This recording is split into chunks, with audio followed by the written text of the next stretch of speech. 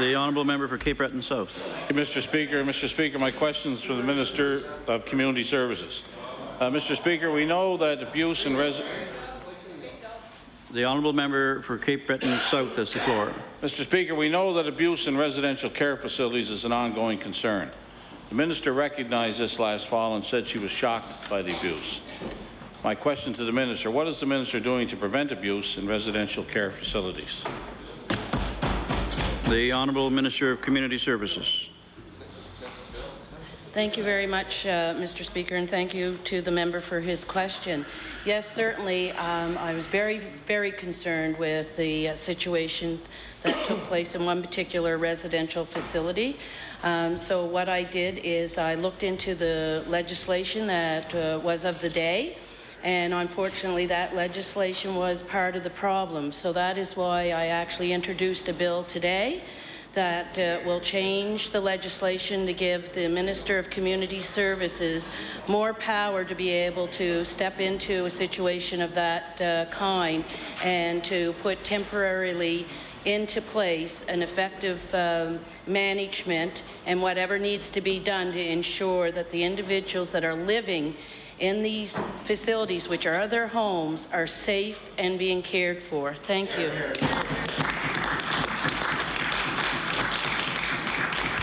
The honourable member for Cape Breton South on your first supplementary. Thank you, Mr. Speaker. Mr. Speaker, I do believe that she was concerned last fall, but fixing the problem is yet another matter. Mr. Speaker, other provinces are moving to small options care facilities. Their size works to prevent abuse in the first place. Rather than take this route, the government is encouraging large facilities. The government has spent $22 million to renovate Riverview, Mr. Speaker, one of the largest residential care facilities in the province. And, Mr. Speaker, Riverview has had the worst cases of abuse we have ever seen. My question to the minister: why is the government supporting a residential care model that doesn't work? The Honourable Minister of Community Services. Thank you, Mr. Speaker. What's very important to understand is the actual situation that we're dealing with in the province of Nova Scotia and actually throughout Canada. In the larger residential facilities, we have individuals that have extremely complex disorders. So it's not just one disorder that they typically have 2 or 3. And when I say complex, they are very complex, and they would be very disturbing to anybody in here if they've seen some of the results of the disorders they have. So therefore, through community services, our first priority is to actually place an individual in a community. However, if their disorder is so complex that they won't get the appropriate care in small options, that's why we need to put them in the larger facilities, because of the fact then they have the best access to the best care, because there's psychiatrists and doctors available and more professional care. Thank you. The honourable member for Cape Breton South and your final supplementary. Sounds to me, Mr. Speaker, like that's an endorsement of larger residential facilities, something that certainly is not the way to go in the future. Disorders, what she's saying too is that disorders cannot be handled by small option facilities in the community, and I think that there are a lot of people out there who disagree with that statement of the minister made here today. The minister has said, Mr. Speaker, that she's absolutely satisfied that the abuse problems at Riverview have been addressed. She said the abuse problems occurring more recently have been resident to resident as opposed to staff to resident. Abuse is abuse, Mr. Speaker. It doesn't matter whether the instigator is a staff person or another resident. My final supplementary to the minister: will you explain to Nova Scotians why you aren't acting to prevent abuse in large residential care facilities? The Honourable Minister of Community Services. Thank you, Mr. Speaker. In fact, that's exactly what the new legislation will do, and it'll allow us to be able to step in a quicker process than was available before. And it is very important, as I said, to understand that when I talk about complex issues, I talk about issues in terms of some individuals that eat pieces off of the wall and eat batteries, and I mean things that you would never dream even possible. And that's why that they are not safe in the smaller options. So there will always be those issues and those kind of disorders, therefore, and with respect to the particular residential facility, we have invested $20 million. We also put on some small option facilities right at that residential facility. So therefore, we have a couple options. And so my prime concern, of course, are the residents. It's their home, and we're looking very closely at what they need for care. And I understand in other places that have decided not to go with large residential facilities are actually having a lot of issues within their provinces. So we have to wait and see what's taking place with those changes elsewhere. Thank you.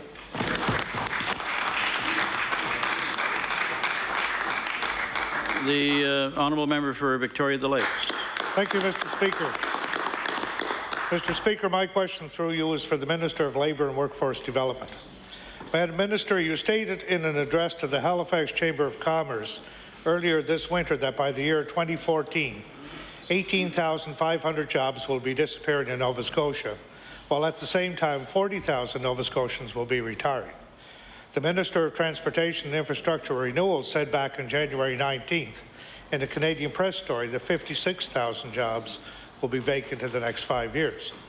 When I hear the discrepancy in numbers, a simple question came to my mind. Does your government have a true idea of the pending labour shortage facing Nova Scotia in the coming years? The Honourable Minister of Labour and Workforce Development. Thank you, Mr. Speaker. Well, we certainly are attempting to stay on top of the issue. This is a situation that changes week by week because of the business decisions made by small business, medium-sized business, and corporations. But we do our best to estimate what changes, what job availability there will be. Actually, it's interesting to note that many of the youth who are graduating from our high schools and universities today, they're graduating into jobs that weren't even dreamed of perhaps 10 or 15 years ago. So we're keeping on top of it. If you check our website, you'll see that we're identifying where job opportunities are in various sectors, and we're trying to match the workers, the skilled workers, to the jobs available. Thank you. The honourable member for Victoria the Lakes and your first supplementary. Thank you, Mr. Speaker, and again through you to the Minister of Labour and Workforce Development. In last fall's budget, an additional $200,000 was placed into a fund known as the Older Workers Fund. Will the Minister describe for me today how this money was spent? For example, was any of it used to train older workers for new jobs? The Honourable Minister of Labour and Workforce Development. Thank you, Mr. Speaker. I don't have all the details, but this was part of the federal initiative, and we have invested in programs that will help match, help keep older workers in the workforce, help attract back retirees, and also help retirees and older workers who might want to use their entrepreneurial skills and start up small businesses. And so the money is being well invested. It's a short-term funding strategy from the federal government, and we'll make sure that Nova Scotia's benefit to the best degree possible. Thank you. The honourable member for Victoria the Lakes and your final supplementary. Thank you, Mr. Speaker, and through you again to the Minister. You stated at this same dinner before the Halifax Chamber of Commerce that even if Nova Scotia doubles our immigration levels over the next couple of years, it would not be enough to fill the upcoming job vacancies. You said today's Nova Scotia workforce does not present the skills to fill jobs that are becoming open. How aggressive will job training become? And will your government also be looking at changes to the Benefits Act that will enable retired workers to earn pension while they still continue to work? The Honourable Minister of Labour and Workforce Development. Thank you, Mr. Speaker. I'm pleased to say that the government's responding with a menu of different strategies, and it will address many of the concerns raised by the honourable member. Certainly, we've talked to economists and people who are, analyze population trends. And we do know that in the province of Nova Scotia, even if we doubled the immigration rate, even if we change many of our policies to be more family-friendly, the birth rate is not going to increase significantly in this province. So what we need to do is do things like retain graduates from our post-secondary institutions. We need to do more, and we are doing more on-site training, and we're working with small, medium, and large businesses to do that. And we have a number of different strategies trying to address that issue. Thank you.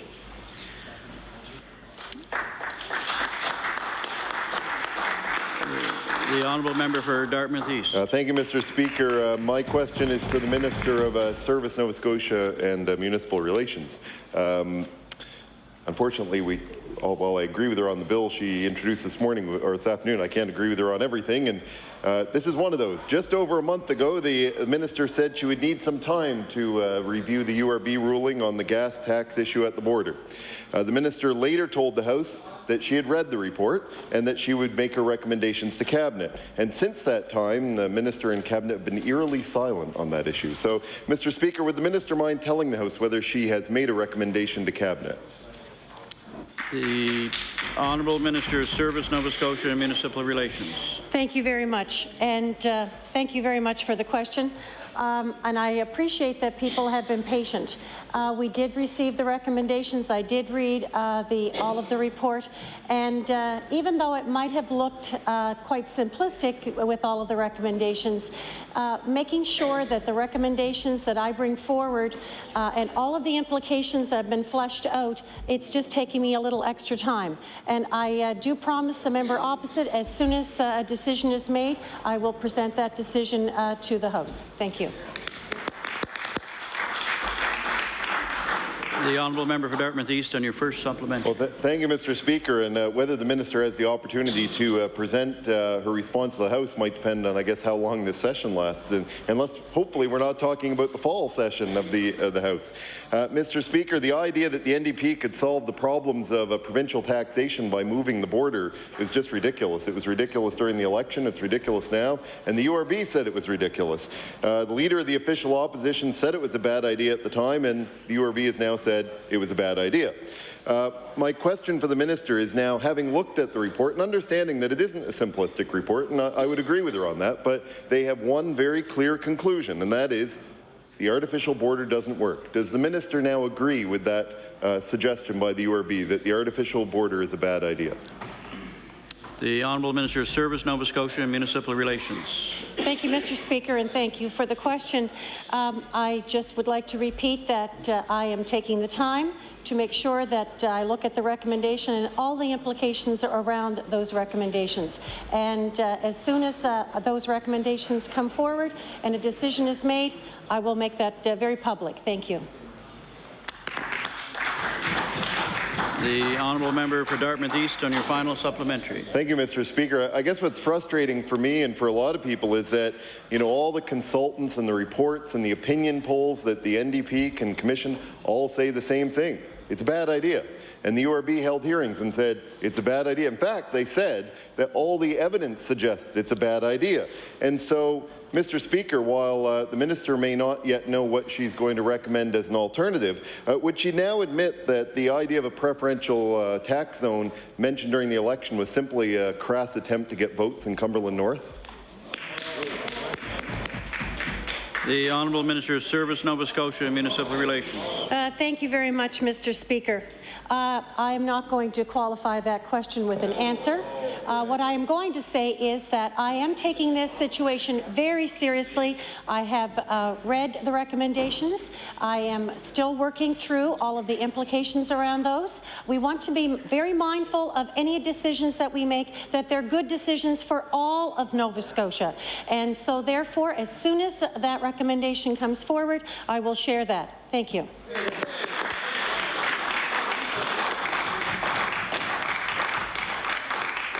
The honourable member for Cape Breton North. Yes, thank you very much, Mr. Speaker. My question through you is to the Premier. As we know, Mr. Speaker, the Premier has just returned from OTC, the Offshore Technologies Conference in Houston. since he wouldn't allow the hard-working Bill to go, or his deputy premier who has experience, who's been there before, to go, my question to the Premier, what is it that they don't know that you do?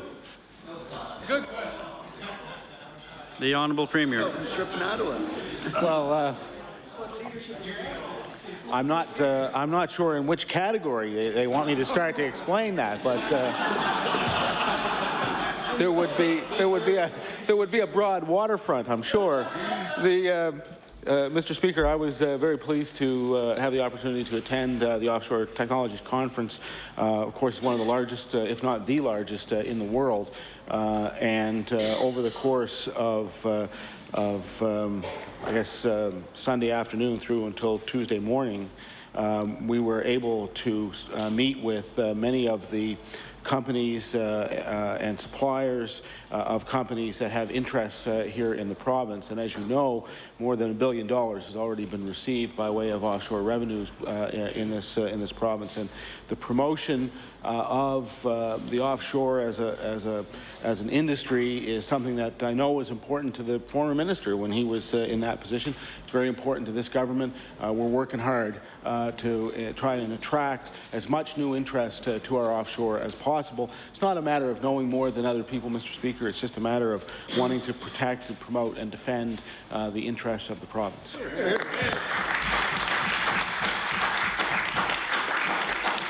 The Honourable Member for Cape Breton North on your first supplementary. Well, thank you very much, Mr. Speaker. I can tell the Premier doesn't have too much of a tan, so I'm assuming he was busy while he was down there. But you know, Houston, we've got a problem, and that's this government getting their priorities straight about our offshore oil and gas sector and the divergence of opinion. Now, Mr. Speaker, we know that the Minister of Energy has lots of challenges before them, and he stated them in the House, and I agree, but one of them shouldn't be his own Premier. The minister's talked about sensitive discussions and delicate negotiations in our offshore, and I would think if the minister's trying to bring these things forward, the Premier's talked about past initiatives which have brought royalties in. He's not talking about current initiatives. So my question to the Minister of Energy is, what is it that the Premier's doing, you should be doing, and you're not getting the chance to do? The Honourable Minister of Energy. Thank you, Mr. Speaker, and thank you to the member opposite. I think I understand part of that question. I won't dare ask you to repeat it because I bet you can't. But you know, the concern, of course, comes down to make sure that when we travel in other parts of the country and we travel in other parts of the continent, that we're speaking on behalf of the government and we're speaking on behalf of Nova Scotians as we look forward to some of the challenges which we're facing in the offshore. I feel very comfortable as the minister, and I know the deputy premier has been there before, but I want the member opposite to know I have the full confidence in my premier when it comes to representing this province, whether it's in Houston, St. John's, Newfoundland, or Ottawa. Thank you.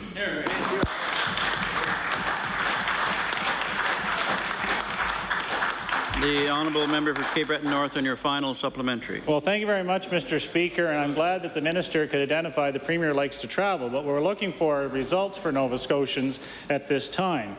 So my question back to the Premier is the minister has challenges before him. You said you've met with companies. Can you tell us specifically what companies you've met with, who they are, and what you're trying to proceed for our offshore and oil development for Nova Scotia? The Honourable Premier. Well, Mr. Speaker, the number of companies that I met with, of course, are part of the business of the department. I'm not going to go through each one of them. What I can tell them is that there is and remains great interest in our offshore. We are looking to ensure that things like the interest that companies, just I'll give an example, like ExxonMobil have in the significant discovery licenses. Does he want an answer, Mr. Speaker? Or? The Honourable Premier has the floor. That we have in significant discovery licenses are advanced.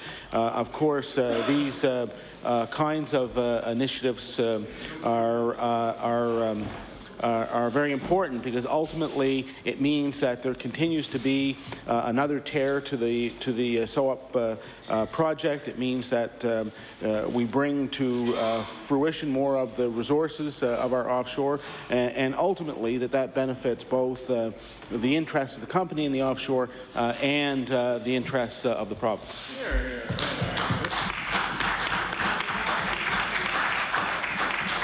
The honourable member for Bedford Birch Cove. Mr. Speaker, my question is for the Minister of Education. On Monday, the department announced it had received the autism report. This report makes 53 recommendations to ensure we are assisting those affected by autism. My question, what process has the minister put in place to address the report? The Honourable Minister of Education. Thank you, Mr. Speaker. I have to say 3 ministers with representation from a 4th had the opportunity to meet with the Autism Management Advisory Team and receive the report. They briefed us on some of the highlights, and as the honourable member has mentioned, there are 53 recommendations. And we first of all thank them for the incredible amount of work that they put into to the research and the analysis and the recommendations. And we committed to reviewing the report with our various staffs and getting back to them probably this fall. As the member might know, it didn't just affect school-age children; it affects the lifespan of children, youth, and adults with autism, and so it's a very significant report. Thank you. The honourable member for Bedford Birch Cove on your first supplementary. Mr. Speaker, we've been here before. There have been countless reports commissioned by the Department of Education, and the response is almost always delayed or forgotten. This report is too important. Families are counting on these recommendations to be addressed. Will the minister set a firm date to respond to the report? The Honourable Minister of Education. Thank you, Mr. Speaker. I cannot suggest a firm date because we want to make sure we do a thorough job of reviewing it in order to honour the tremendous amount of work that this committee and... Order, please. The time for oral question period has expired. The Honourable Minister of Economic and Rural Development. Thank you, Mr. Speaker. Mr. Speaker, during question period, I was asked for some information. What I do have, Mr. Speaker, is I have those jobs. I don't have the funding numbers. They're not ready yet. So, with the permission of the House, I'd like to table what I do have. Certainly. Thank you. The Honourable Government House Leader. Mr. Speaker, with your indulgence, may I do an introduction? Certainly. Thank you, Mr. Speaker. In the East Gallery, we have 3 people from Lingay and Cape Breton. Alec McPherson, then his sons Darren and Parker, and obviously, Mr. Speaker, one of them has lost a bet, if you can see by the jacket. So I'd like to see them rise and get the warm reception of the House, Mr. Speaker.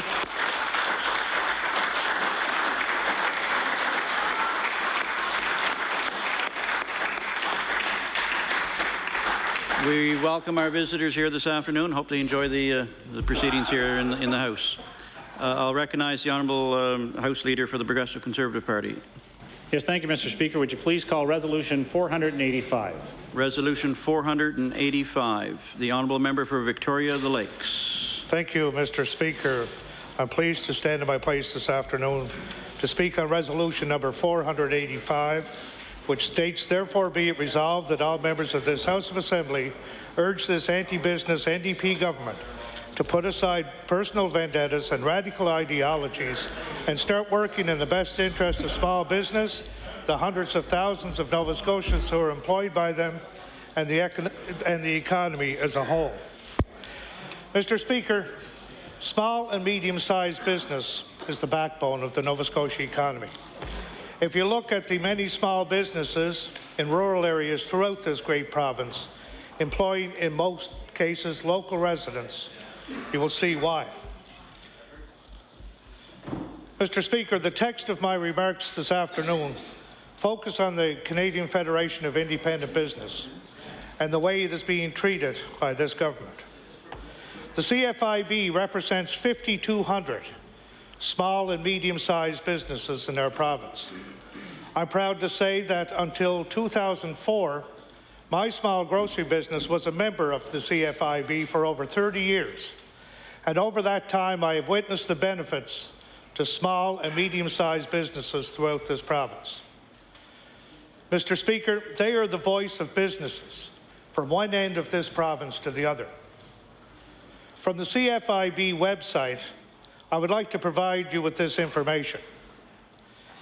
With the strength of over 105,000 small business owners from across Canada, CFIB is the big voice for small business.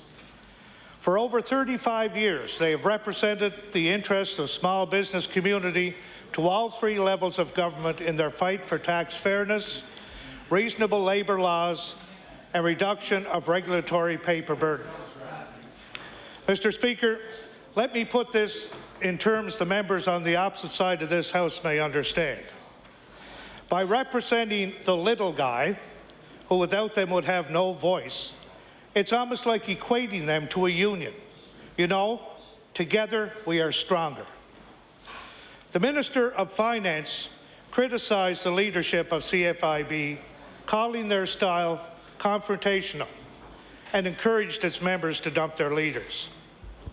In other words, Mr. Speaker, if you don't agree with the minister, you are confrontational and won't listen to sound proposals. By attacking the CFIB, the Finance Minister and the NDP government are attacking the largest employer in Nova Scotia. Mr. Speaker, the CFIB is completely nonpartisan and has criticized governments of all parties across our country if they think their policies will hurt CFIB members. Excuse me, Mr. Speaker. Mr. Speaker, I'd like to reference, if I could, and I will table this when I'm through my remarks, the report card, the 2010-2011 Nova Scotia budget report card from the Canadian Federation of Independent Business. And I'm going to just mention a few things that are here. The first issue would be tax competitiveness. Here is the CFIB recommendation. Avoid harmful tax increases. Examples, HST, personal income taxes. The government's response, HST raises from 13 to 15% on July 1st, the highest in Canada. Also, the CFIB recommends to improve Nova Scotia's overall tax system from third worst in Canada and the worst in Atlantic Canada. The government's response, income surtax replaced with the fifth tax bracket, costing taxpayers $31 million more. Another issue on the report card is expenditure control. The CFIB recommendation constrains spending growth to annual inflation 2%. The government's response, including last year's prepayment to universities, spending increased by 7.2%. And also, Mr. Speaker, red tape, and we all know that red tape seems to be a problem for any small and medium-sized business, not only in this province, but throughout this country. The CFIB recommendation, continue to measure and publicly report paperwork reduction. The government's response, the budget made no mention of red tape. Again, under red tape, the CFIB recommendation, commit to measure and restrain red tape growth beyond 2010. The government's response, or CFIB's response to government, is Nova Scotia's leadership on this file is faltering. Mr. Speaker, these are just a few of the recommendations that were presented by the CFIB to government that went unheard. Mr. Speaker, the Minister of Finance refused to invite any CFIB member to a closed-door meeting in Amherst on cross-border shopping, despite the fact that members of the CFIB in Amherst came to Halifax for a meeting on that issue. On March 8th, the CFIB hosted a business roundtable to discuss spending and taxation in the coming budget. the minister sent a staff person to attend. Mr. Speaker, in Nova Scotia, small business optimism fell to 65.9% as businesses braced for the looming increase in the HST. That's below the national average of 66.4%. In March, we were just above the national average in business optimism. Let's compare that to the optimism as it rose in the rest of the Atlantic provinces. And please keep in mind, business optimism in Nova Scotia, 65.9%. Newfoundland and Labrador, 71.9%. New Brunswick, 69.7%. And Prince Edward Island, 66.9%. All three provinces above the national average, while business optimism in Nova Scotia fell below the average to 65.9%. Mr. Speaker, here's a quote from a small business owner in Nova Scotia who wishes to remain nameless for obvious reasons. And I quote, "As the owner of a small construction company in Nova Scotia, the last thing we need is an increase in the HST. Anyone building a $200,000 home, mid-range, is already looking at $26,000 in taxes, and now they'll look at $30,000. This will, in my opinion, serve to do nothing but slow down our building industry. My little company provides the livelihood for 7 to 10 individuals in this province, and I firmly believe that this increase will affect some of those people. My advice to Minister Steele is to do something to stimulate the building industry, not shut it down." End quote. And I did quote that, Mr. Speaker. I did mention before, Mr. Speaker, that the CFIB also have issues with red tape. And red tape is not even mentioned in the budget. Consider some of these examples, Mr. Speaker, from the CFIB website.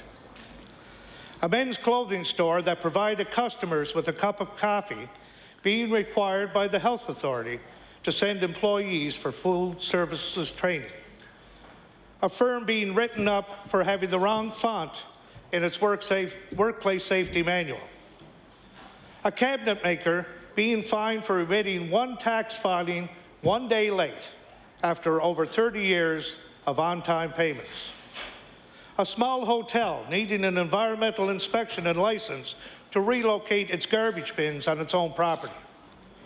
A tanning salon being required to have a food handling course to offer sealed cans of soft drinks to clients.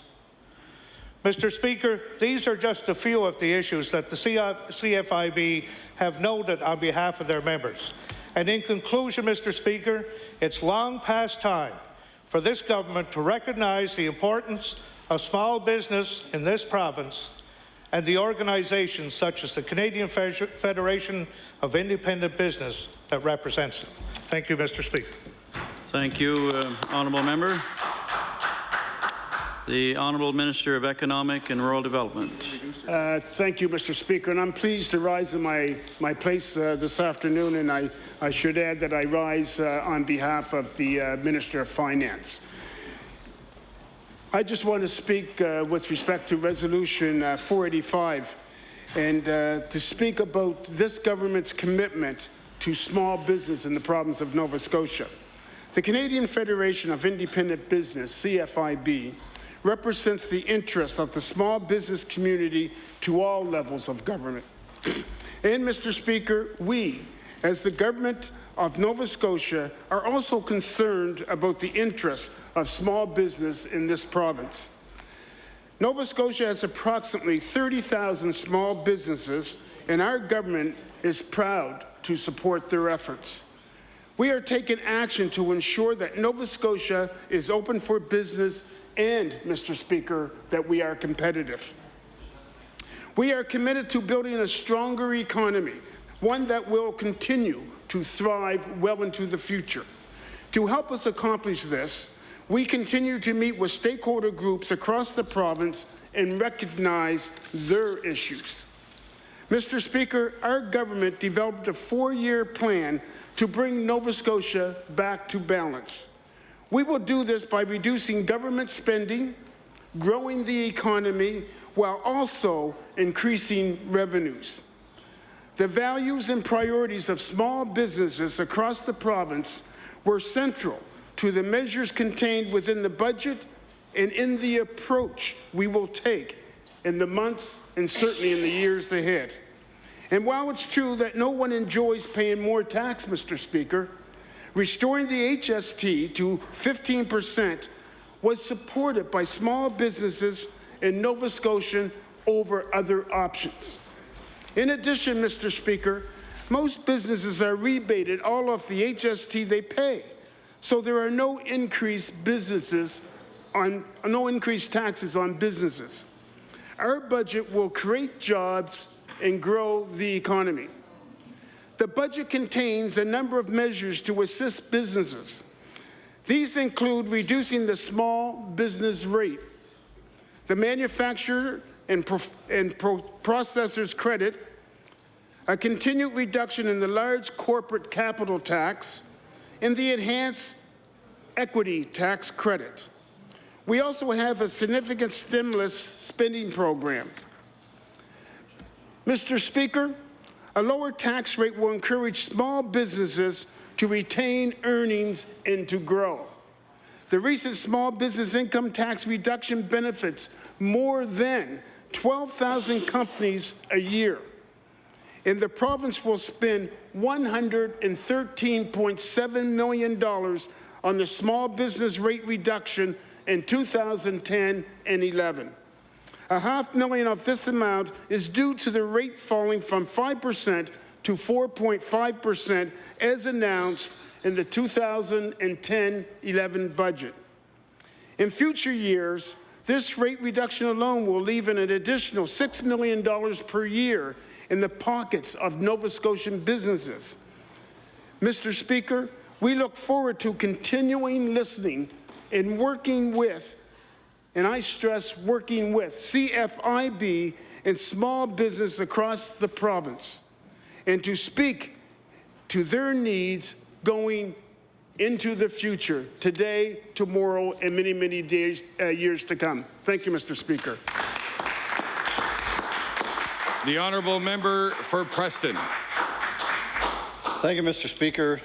It's a pleasure to stand and speak on Resolution 485, and at the same time as being a former small business owner and operator, very disappointed with the government's approach and indeed the finance minister's comments about the Canadian Federation of Independent Business. As my colleague from the Conservative Party said, the Federation of Independent Businesses is what it says it is. It's independent. It's not governed by any political party or not directed by any political party in the deliberations and facts they put forward on behalf of their membership. They're there to promote business in the country, and in particular the local one for Nova Scotia, and try to make it better for Nova Scotians and Nova Scotian employers to indeed help improve our economy. So when the person in the position of the finance minister in this province makes very derogatory remarks towards this organization, I think it's a very sad state of affairs indeed in our province. As a business owner, you look at many, many things as you try to establish what your charge-out rates will be. The Honourable Minister of Economic and Rural Development stated that the GST is a flow-through. A flow-through, in other words, you charge it and you get a refund on it. That's fine, it is. However, it does put your cost, what you charge out, up to your customers. It increases your cost to your customers. So if it increases your cost to your customers, as we've seen by the price of gasoline, which is not a small business but a large business, it drives people away. And if you're talking about building a home, a friend of mine is a small contractor. He had 3 houses to build this summer. When this was announced and passed in the budget, he had 2 of them canceled. 2 houses canceled. Well, these houses were $300,000 plus houses. So it has affected this business. That means that the group of people that he has working for him will not be employed this summer. That's simple. They won't be employed this summer. And hopefully he gets other work that he can survive this summer. But again, you know, every time you add 2% to the GST in this province, you are taking away $200 for every $10,000 that you clear after you pay your income tax. So the more you clear, and today if a family of 4 can clear $40,000 and both people working, that's $800 a year. And that's not a lot of money if you have a couple of children you're trying to raise, pay a mortgage, and pay for all the expense of a vehicle which you need to get back and forth to work and take children where they have to go and just survive. You don't go on fancy vacations or cruises at that rate. And indeed, if you have another $800 taken out of your budget, as I said here before, what don't you pay? You don't pay your mortgage, possibly. You don't pay for your car payment. You don't pay for insurance. You don't pay for your children joining hockey or baseball or whatever the case may be. That money is going to cost. It may mean that you don't do a renovation on your house, a small renovation. Maybe you're going to get a new window, a couple of new windows put in your home. So that $800 won't allow you to do that. So that means your energy costs are up another year. It means that your home may deteriorate more because you don't have to do the work. And it also means that the small contractor that relied on that small job to do won't have the job to do. And that means he won't have a paycheck. And if you extrapolate what's happening with this, and as this moves forward, it's going to be, as I said many times in this House, this session, it's going to be a year, 2 years, 3 years before we really see the impact of this. And when you do see the impact, it's going to be serious. It's going to be very, very serious. We've already seen the unemployment rates very high in some parts of our province.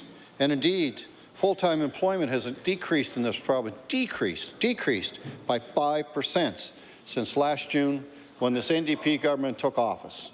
And they're claiming they're creating jobs. And also our labor force has shrunk by 3%. So take those two numbers and just look at them. This is before the GST was increased by 2%. So if you look at the negative impact that's going to have, and also you're hearing every day the economists or chief economists in the province are saying that there's going to be an interest rate increase. So if you're going to build a new home, you add $4,000 or $5,000 to the cost of a new home that you're going to build, and also the potential of interest rate increase, you're not going to build the home. End result, people that would have worked on those jobs and paid income tax will not be working on those jobs. That means those jobs are gone. And that means that people that traditionally had made a very good living from the construction industry will maybe not be this year, by next year or the following year as a result of this, won't have the work to do. I can remember in this province when the economy was in really desperate shape and there was no construction and all the tradespeople were off. And then what's the NDP going to say to the union buddies then? Well, they're going to tell their union buddies, right? Well, they got no work for you this year because we put the GST up a couple of years ago. You know, it's too bad. That's just how it happens. You know, but it's not our fault. We had to spend a lot of money. And away we go. Well, one of the members says no houses built. Well, if this GST goes up and affects this, and well, I guess he wasn't listening. A friend of mine, as I say, is a small contractor. He had 3 houses to build this year, and 2 of them have been canceled already. 2 houses canceled. So, and my honourable colleague here from the Conservative Party, another home was canceled. You know, it doesn't take many. It doesn't take many to have a very negative impact on the economy. You know, when you go and you look at these things, and not just the homes that are going to be built, it's the renovations that won't be done. The renovations. So when you look at these things, and that's just one small part of our economy, the construction industry. So if the renovations aren't completed, that means the home gets in worse condition and people don't have the money to do it. That means there's fewer and fewer jobs and fewer people working. You know, as the stats have already shown, you know, with the 5% decrease in employment, of full-time employment in this province, where will it be in a year, 2 years, 3 years' time?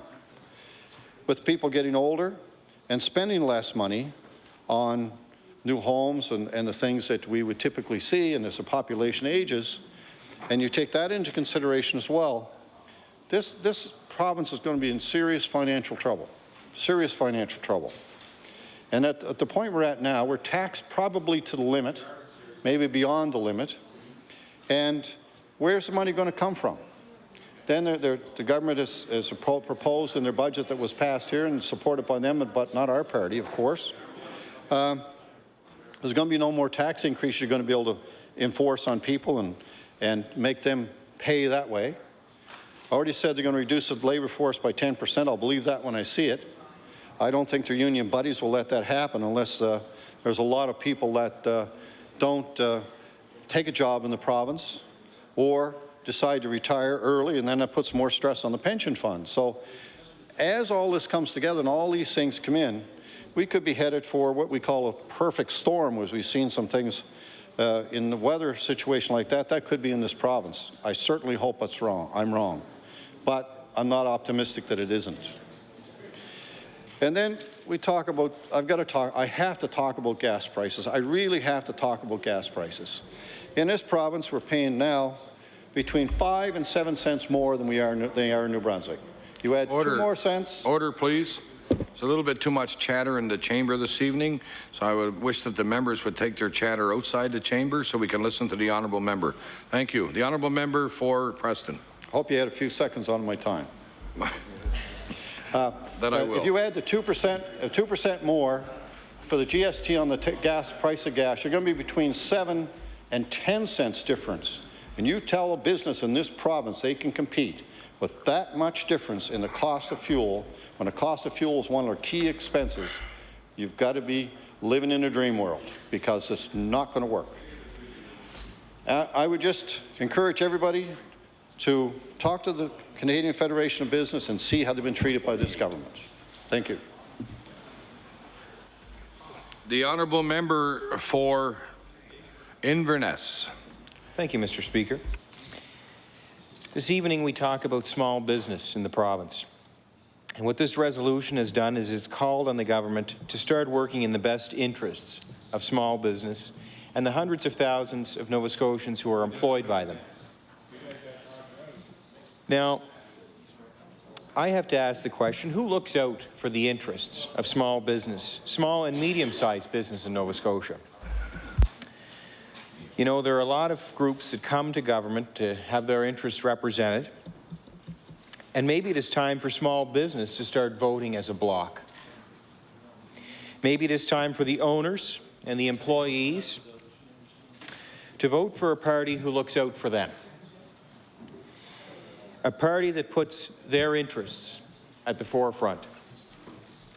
And Mr. Speaker, if those people look at which party has stood up for them in this House of Assembly in this spring 2009 session, they will see that the party that has stood up for them is the Progressive Conservative Party. And in contrast, they will see little value in voting for their local NDP alternative, because the NDP, through the Premier's Economic Council, has no place for small business and the people whose jobs are located at these small businesses. So, Mr. Speaker, for the benefit of all those small businesses around the province who maybe have the opportunity to hear these words today, I want to highlight for them some of the things that we've questioned on their behalf. Now, this government has come through with an increase in the HST, and we feel that this is going to be negative for our economy. It's going to reduce the disposable income in the pockets of Nova Scotians to spend on the products and services that Nova Scotia businesses offer in the marketplace. And it's going to act as a psychological deterrent as well, Mr. Speaker. When people feel they're being taxed more, when there's less money in their pockets, when there's even the perception of this, it changes their spending patterns. So we've questioned the value of an HST increase. We've also questioned the taxation of people in the highest income tax brackets who are now going to pay more than 50% of their daily wage once they reach an income threshold of $150,000 a year. And some would say, well, why would we bother questioning that? Those people make a lot of money. Well, Mr. Speaker, I think that we have to be careful in the message that we send to those people, because often it's those people who are significant players in our economy, who have gained some kind of an expertise, who are sharing it with us, and who are creating opportunities for employment for people in the province. And I don't think we should be taxing them to that degree. We also looked at, and I don't think we're going to see this, and I hope we don't, but we have questioned the government on whether or not they intend to bring in public auto insurance, publicly provided auto insurance, because we believe that those services are best delivered by the private sector. There are many people employed in all 52 constituencies that are represented in this House all around the province, many people who work in the insurance industry. And, you know, fine, government should be there to protect the consumer and to protect anybody who purchases insurance.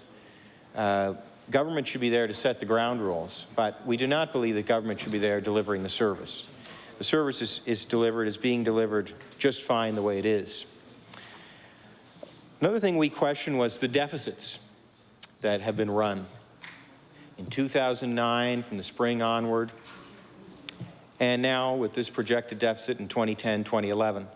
And the reason we've questioned this deficit and how it's going to affect small business owners and workers who work for those businesses in this province, the reason we question the logic behind running deficits is because all it does is it forces us to have to pay for that later in the years to come. And it adds more pressure on government to increase taxation. So when you spend more today as a government, you have less to spend tomorrow. And what that's going to mean for the economy, Mr. Speaker, is that we're handing our power away. We're handing our strength away. And, you know, the way debt will affect our economy is the more pressure there is to tax business, the less incentive there is for business to innovate, to be creative, and the less reward there is for people to take risks, to start small businesses. We don't see that as valuable. In fact, we see the opposite as valuable. We should be moving towards smaller government, lower taxes, and a chance for these people that we're talking about today, these small business owners that are right around the province, a chance for them to make it easier for them to be successful. Because when they're successful, our economy grows. And you know what? It even comes full circle, comes right back to government. Government becomes successful because there's more tax revenues coming in from economic growth. This government has given us increased tax revenues, but only through increased taxation. And there is no value in our economy or to our society in that measure. So we've spoken against that because we believe in supporting small business. I've talked a little bit about the size of government, but I also want to talk on the other side about, and I asked the Minister of Finance this question today. Mr. Speaker, how many more minutes do I have? Your time is over at 4:57 p.m. Thank you. I want to make sure that I get all my comments in before the end of the time limit. I did ask the minister today about how he would grow the economy, and I was sincerely trying to be positive. And the answer that I got was that the government will continue with stimulus expenditure. And, you know, I think that's good. It's certainly something that was good when it was started by the Progressive Conservative government who was in power recently. And I'm happy to see that the present government sees value in those investments. And they're going to take advantage of federal government investment. The federal government is putting dollars on the table to improve infrastructure around the province, and it's wise that we should take advantage of that. But, Mr. Speaker, I was kind of hoping for some other ideas and some other measures which the government would take to help to strengthen the economy, and I did not hear any. So, Mr. Speaker, I do want to say that government needs to be more sensitive to small business and to medium-sized businesses in Nova Scotia. I want to put on the record, because these people are often forgotten because they don't have some group to represent their interests. They have the CFIB, but they're not perhaps as strong as other groups. And I can think of labor organizations who have significant representation in the Premier's economic panel. And it's important for their interests to be represented. But to see that the CFIB is not represented on this panel, I think speaks volumes. There is a need to have greater sensitivity. These people, these business owners and the people that work for them, they have to take a lot of time away from their families. They make a lot of sacrifices. Now, I've worked in government and I've worked in the private sector, and I've put many long hours in, many days with long hours, but as have many other people. And, you know, the point I want to make, Mr. Speaker, is that a lot of these business owners don't get to go home at 4:30 every day. They can't leave the problems on the desk. They've got to take them, they got to keep working on them because they might not be able to generate revenue for the month. They might not be able to meet payroll. They take on that stress.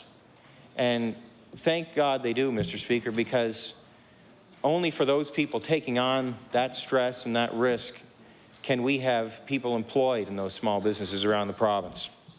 And I want to recognize that commitment that those people make. I also want to recognize that in a lot of cases they don't have a pension plan. They have to save themselves. So that's another risk they take on. And that risk doesn't appear today, but it certainly appears when they decide to retire. And so they don't have a pension plan in place, many of them. They have to do that on their own. They have to look at that after that themselves. They take risks. They put their own money on the line. Anytime they decide to expand a business or move in a new direction, they put their own money on the line to do that. And if they lose it, it's out of their pocket. It's not out of somebody else's pocket, it's out of their pocket. And that needs to be recognized. They create jobs for people, as I've mentioned a couple of times, Mr. Speaker. And I would say instead of taxing these people more, and instead of, which we've seen with the HST increase and the increase in the top income tax bracket, and instead of adding to the debt in the province and our future liability to have to pay off that debt and the pressure to increase taxes further, I think government should be working with small business to try to put forward means to grow the economy. And because I think these people make a tremendous contribution to our province, and we should be working with them.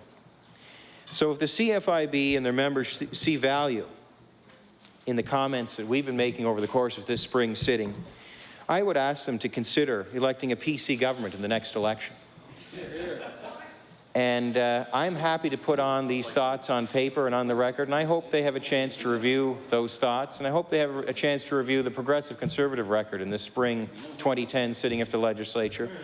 And I look forward to hearing from those members in the coming weeks, months, and years in advance of the coming election.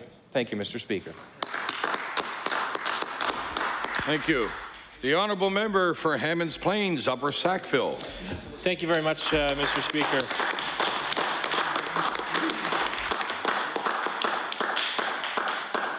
Certainly pleased to rise today and speak to opposition resolution 485, and great to hear the debate that's going on here today between all parties on all sides of the House. You know, Mr. Speaker, this resolution talks about to speak on about the government's commitment to small business in Nova Scotia. And Mr. Speaker, the Canadian Federation of Independent Business represents the interests of small business community at all levels of government, be it municipal, provincial, or federal, right across the country. And Mr. Speaker, you know, as an MLA for my community, I continuously hear from small business. Now, my riding doesn't have a large group of businesses. It has about an average of, I would say, about 80 businesses or so. And Mr. Speaker, no question, they've called my constituency office, and I've talked to them. And Mr. Speaker, I mean, the fact is that a lot of those small business owners understand the mess that was left under the previous government. And Mr. Speaker, you know, we as a government are listening. And we as a government in Nova Scotia are also concerned of the interests of the small business community in this province. Now, the opposition may want us to, makes it sound like we don't want to listen. And Mr. Speaker, we are listening. We are listening to small businesses in Nova Scotia. That's the first time in over 18 years that the small business tax was cut. The first time.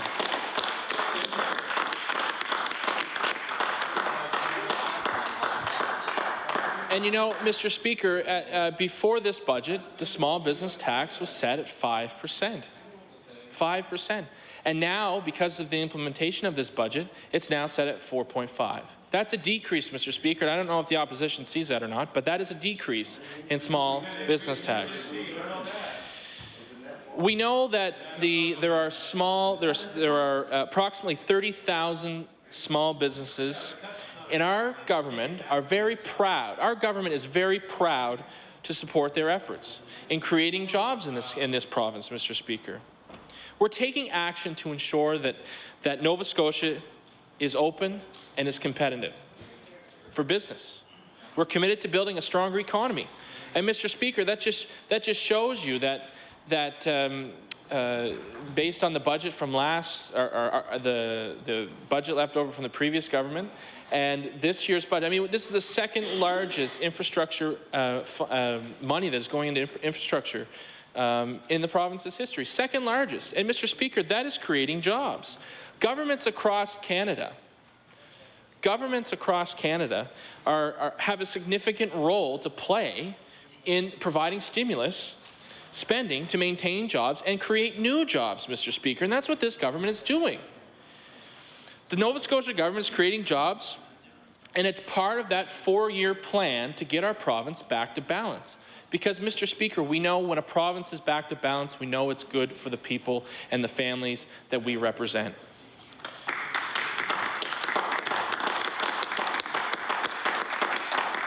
And Mr. Speaker, we go back to what the expert economic panel discussed, and that was that we had a gap, Mr. Speaker. We had a $1.4 billion gap between the amount of money coming into this province and the amount of money being spent. And Mr. Speaker, they suggested 3 things: increase the amount of revenue coming into the province, grow the economy, and reduce some spending. And Mr. Speaker, this government here, this NDP government, is showing the leadership that's needed to get this province back to balance. Mr. Speaker, the Minister of Finance went across the province talking to Nova Scotians, listening to them, consulting with them. Over 1,500 people showed up, over 1,000 submissions. Mr. Speaker, when was the last time a government has ever done that? Never. Anyone can tell me when the last time a government has done that? No. Mr. Speaker, with this budget, we are continuing to create and maintain thousands of jobs by taking advantage of every single federal infrastructure dollar available. It's expected to create 7,000 persons a year for employment, generating almost $300 million in income. Mr. Speaker, this is a good thing for the people of the province.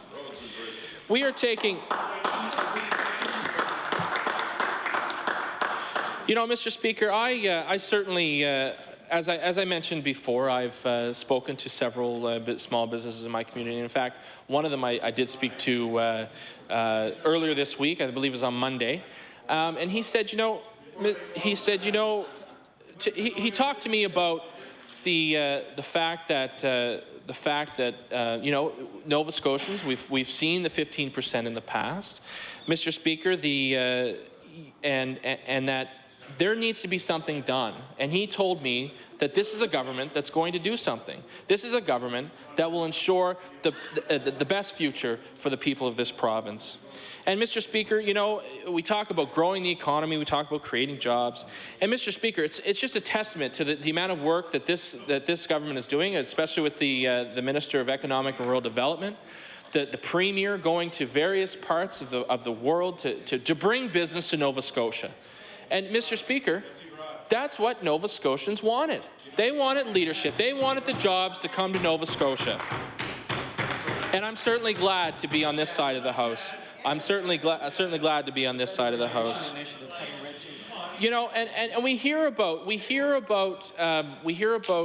people saying, you know, less red tape for business. And Mr. Speaker, this government has taken that initiative to ensure that there is, in fact, less red tape for business, and so that we can create.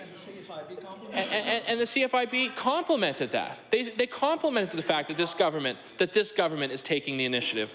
And so, Mr. Speaker, our government has developed a 4-year plan as I said, to bring a province back to balance.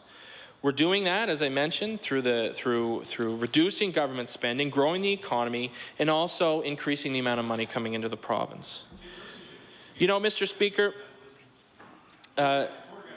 spending growth, as you know, and the opposition says, oh, you know, they're not controlling the amount of spending coming, you know, that the government is doing. Well, in fact, Mr. Speaker, as we know, Mr. Speaker, spending growth will remain relatively flat due to the aggressive saving targets adding up to almost $772 million by 2013-2014. Mr. Speaker, we hear often that that's what Nova Scotians heard. That's what I heard when I went to some of the Back to Balance meetings, is government needs to spend that money smarter. Government needs to make sure, needs to take and evaluate that process of how we spend our money. And Mr. Speaker, it's obvious that that's exactly what we're doing. Mr. Speaker, that's what people told us, and that's what we're doing. Mr. Speaker, you know, we've had great things, especially as my honourable colleague mentioned. You know, there was after the last during the campaign, we talked about the stimulus package, but the funding for homes, the home tax credit. The home tax credit, you know, Mr. Speaker, that saw money going back to small business, to families, to the people of this province. You know, almost 1,500 people, over 1,500 people applied for that credit. And Mr. Speaker, it was a success. It was a success. Again, it's going back to putting money back into the people of the province. And you know, that's a good thing. Let's be frank, it's a good thing. We heard that, you know, Mr. Speaker, and the other thing too is that I don't know if we could talk about this as well, but the unemployment rate in Nova Scotia, I believe in the past it's gone down almost a percentage point, I believe, just below. So Mr. Speaker, as Nova Scotians, you know, that's quite a testament there to putting people back to work, Mr. Speaker, and that's certainly an important piece there. Mr. Speaker, you know, the budget contains a number of measures to assist, as I already mentioned, the small business tax credits going down. The manufacturing and processing tax credit that we implemented, we said we would do, and we've implemented it. That's putting money back into manufacturer and processors here in the province. We continued the reduction in the large corporation capital tax credit tax. Again, decreasing taxes for businesses here in the province. We've enhanced the equity tax credit, Mr. Speaker, went from 30% to 35%, allowing Nova Scotians to invest in other businesses across the province. And Mr. Speaker, again, I mean, there's another business in my community looking to expand, looking to create more jobs. And Mr. Speaker, I got to tell you, Mr. Speaker, when I told them about that, they said, wow, you know, I can ask someone or someone can invest in my business and they can get more money back in their pocket. They said, wow, that's absolutely a good thing. And so they've found a way to go and apply for that. And Mr. Speaker, you know, it's certainly a good thing that we see here.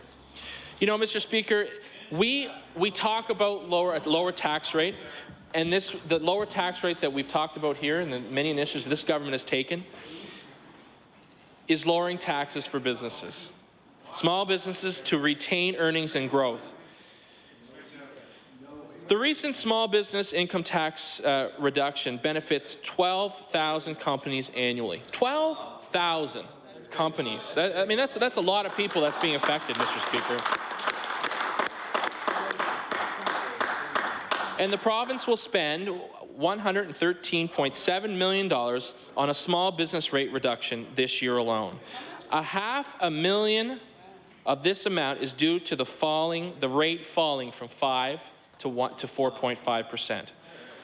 And we announced, those are real jobs going to the communities that matter, Mr. Speaker. In future years, Mr. Speaker, this rate reduction alone will leave an additional $6 million per year in the pockets of Nova Scotia businesses. And you know, Mr. Speaker, we talk about the Nova Scotians, as we know, on June 9th last year, voted for change. They voted for the leadership that was needed to get the province back on an even footing. And Mr. Speaker, we all know that that's what the people of Nova Scotia voted for. And you know, Mr. Speaker, earlier today, I believe the Premier did a resolution talking about that today was actually the day that it was called. And you know, Mr. Speaker, that campaign started in the riding of Hammonds Plains, Upper Sackville. Order, order, order. Order. The Honourable House Leader for the Progressive Conservative Party. Thank you very much, Mr. Speaker. And with that great effort on behalf of the member, would you please call Bill number 34? Bill number 34. The Honourable Member for Hants West. Thank you, Mr. Speaker, and I'm pleased today to have a few minutes to speak to Bill number 34. I thought he was going to jump up and take over right there. Mr. Speaker, this is quite simply a bill about the public safety. That's the reason this bill was brought forward. I know it actually came out during the last campaign. There were a number of things that come up, of course, throughout the campaign. You're knocking on doors, you're talking to people, you're doing your thing. But what it was is coming from drivers along the 100 Series Highway. And, of course, my 100 Series Highway is Highway 101. And unlike a little piece of the Highway 101, Highway 101 a little farther down throughout the western part of the valley, which is not twinned, the speed limits may be a little different. It's very much the old highway, basically, is what it is and remains to be. And but I know in the area that I represent, Mr. Speaker, the highway, certainly we're traveling at 100 plus kilometers an hour, 100, 110, 120 kilometers an hour. And what people have noticed is there's been people up on the highway, and if they're selling goods or they're doing whatever it is they're doing, it's distracting drivers. And I had complaints actually during the last campaign about this, and it was the fact that there were campaigns going on the side of a 100 Series highway. People would stand out on the highway and hold their signs. They would wave. And I took a number of calls because this has been going on for years. There are individuals that like to do that through the course of a campaign, and I can understand why. I mean, you're trying to reach as many people as you can, and you're trying to do it as easily as you can and as quick as you can, and it works. It's good publicity, but the issue is it came to my attention as a public safety issue, and what it was is it was distracting drivers. People who have driven a long time, people on the edge of dusk and nightfall would sometimes be out there early mornings and so on, even before daylight. There would be people out there on the sides of the highways. And it mentions in here as well, in what I put forward, is about not being able to do anything along the 100 Series highway, Mr. Speaker. With regards to selling anything, promoting anything, we just shouldn't be up there doing any of that, distracting drivers. And again, that's where it comes back to the public safety piece. And that's what this really is. It's all about the safety of these drivers, and we have to take that seriously. And I can tell you, and you know from my previous experience as a paramedic on these highways, we know what happens when drivers become distracted, or the potential for what happens when drivers become distracted. There are accidents, collisions, people can be injured, and unfortunately sometimes worse, they can be killed because they're looking at other things. Well, people might say, members in this House might say, well, you know what is this bill really about? And it is about the public safety. It is about distraction. And I know from people calling me with regards to signage, just any signage along the highways in my area. And I've spoke to the minister recently, and we've been able to work through an issue regarding highway signs on overpasses being put up to tell drivers, motorists, what road they may be going over or under, etc., and directing them into our communities, which is important. We want to bring people into all of our communities, Mr. Speaker, and we have to be able to do that somehow, and signage is a way to do that. One of the problems, however, what we have is there's no consistent application of that signage. It's different colors, it's different sizes. We can add little 1x1 or 2x2 foot square, whatever they are, blocks to the big signs that are out there pretty much at will. We make an application. Some can be blue, some can be green. Some are white. Again, there's no real consistent application. And I know in a recent issue that I had trying to get As I said, the minister and I worked through an issue there with regards to signage on an overpass. It's being taken care of. That's wonderful. But part of the problem and having to go there was the local folks said, well, there's no consistent application. We don't know whether we're even going to do this anymore or not. So I said, well, we are doing it. Of course, we had just put one up in Hansport, which is very important. We recognized the gentleman who stood up there for 30 years probably waving to traffic and doing things like that. But he's on a collector road. He's not on the 100 series highway. But the issue, again, Mr. Speaker, is the fact that we cannot have, for the public safety, we can't have any interference out there distracting them while they're driving. That's what this bill is about. It's totally, people say, well, we need to be able to sell our goods on the side of the road. Well, that's okay. I don't disagree with that at all, provided they're not on the 100 series highway. And this may create issues, giving this some very quick thought, this may create issues further down the valley, for example. I'm not sure how that would apply, or if that's designated 100 series highway through the Clare. I think that it is, and the member's telling me yes, it is all designated. It certainly doesn't meet the criteria. I don't think that some of the other highway on the more eastern end of the 101 meets, and it certainly doesn't meet the criteria like the 103 and the 104, et cetera. 100 series highways meets as well, because it just, well, it's not the same.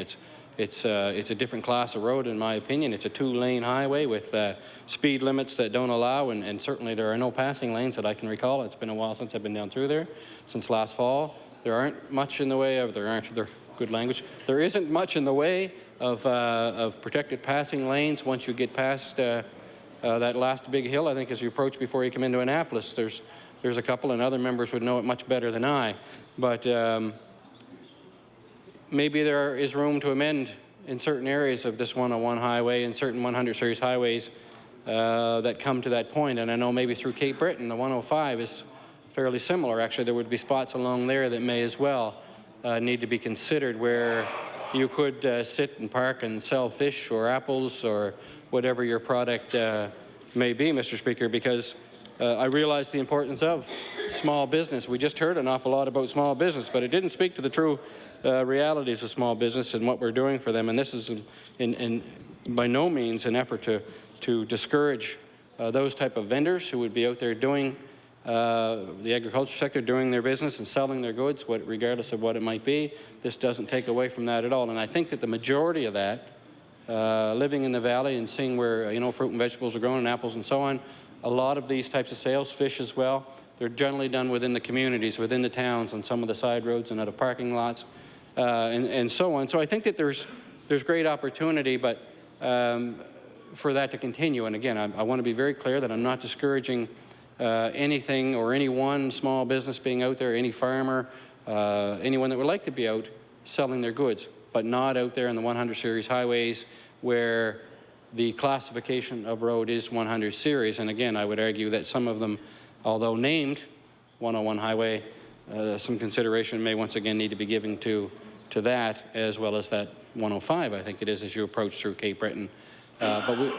And not just to shut them down, but perhaps work with those vendors again that might be along there to say, how can we help you set up in different places that may be certainly more viable, regardless of where that was, whether it was anywhere from that stretch of 101 from, I guess it would be just the other side of Kempful and throughout there down where you would see just about anybody selling any number of products. So we would need to work with that. I think there's room for more debate and amendments and such, but this is really about out there on that highway, wherever you can drive the 100 kilometers an hour plus, to say we just can't have people sitting up there distracting drivers at that speed at any hour of the day. It's important.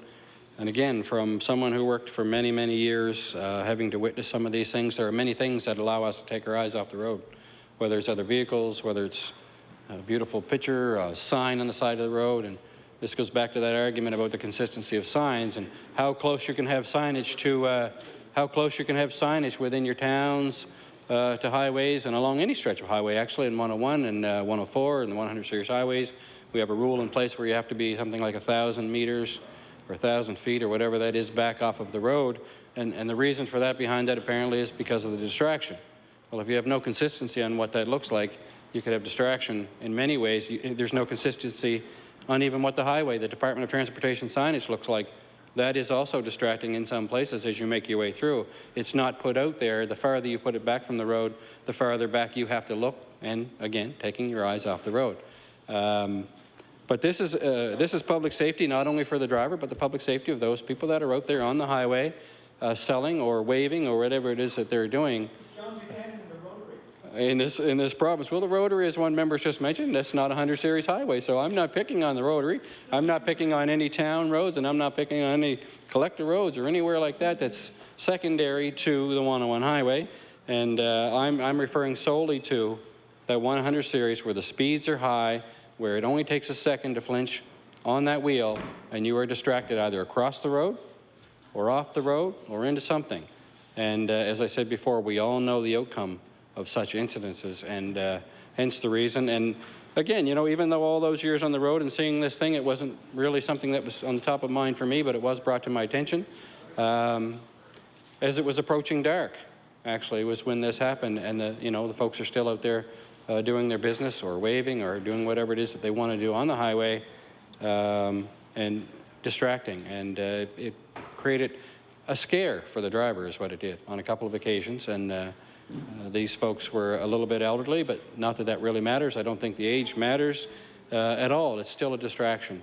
And so with that, again, the reason for bringing this in, and we'd certainly like to have some serious consideration with that and with this bill, Mr. Speaker, and I realize it's certainly not traditional for the government to call bills put forward by the opposition, but this is an issue of public safety, and that is the just behind this.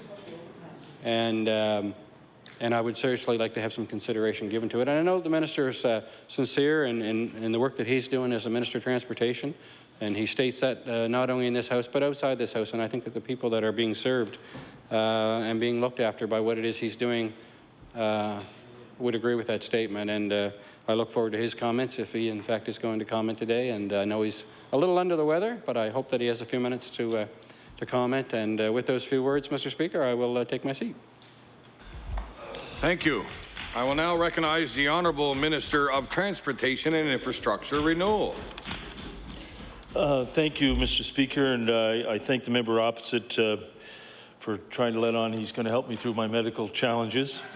First of all, well, you have lots of experience as a paramedic, and I know that if it came out to you could help me if I, for one reason or another. On that topic, Mr. Speaker, there could be a possibility that I could be sharing my time with the good member from Queens, but at this stage I have comments that I would like to address on this piece of legislation. When opposition business is announced, of course, it gives us an opportunity as ministers to be able to stand in our place and be able to debate legislation which we perhaps, when we look at it, would this be something that we could support? And Mr. Speaker, of course, as you're well aware of, having visited my home on a number of occasions, you're well aware of the fact that the 103 is the main 100 series highway in my community. And I know that the member from Digby Annapolis, of course, will probably join the debate later, and I welcome his comments again because I know he'll be making comments that I will pay close attention to in the 101, particularly when it comes to some of those intersections where the alders are a little thick. But I'm aware of the fact that, you know, and I fully take the member opposite's point on public safety. And that member opposite, the member from Hants West, based upon his previous career, he certainly knows some of the difficulties that are caused when there is driver distraction. Driver distraction, particularly when it comes to issues such as campaigning, which is one of the things that I can tell you, and I have prepared notes here, but of course I'm going to have a comment or two about campaigning. I've always urged people, the way you get elected is you knock on doors. You knock them down, right? You get out there in the doorstep. And you know, there's a sign and no reflection on the previous premier of this province, Mr. Buchanan, and his wonderful wife, Mavis. They always, let's be clear, they did that after they had their campaign. And I know that wasn't, of course, on a controlled access highway, or it certainly wasn't on a 100 series highway. But when I see it in my community, and there's no reference to it, it is a distraction.